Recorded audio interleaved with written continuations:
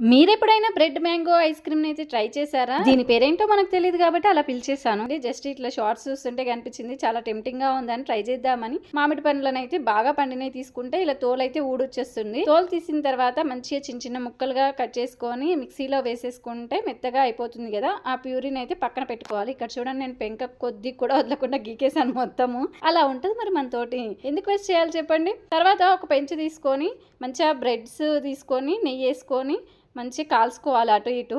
చూడండి, time waste కావద్దు అన్నట్టు పొద్దున్నుంచి పొద్దుమిగడ వరకు రీల్స్ చూసుకుంటూనే కూర్చుంటాం ఫోన్లో పడి. కానీ ఇక్కడ మాత్రం టైం వేస్ట్ కావద్దని 5 నిరికిచ్చేసాను, పట్టలేదని. అవి ఒప్పుకోవు కదా, తీసి మళ్ళీ అటు ఇటు అయితే 4 వేసి తర్వాత ఇంకోటి వేసి కాల్ చేసుకొని పైనుంచి పాలు.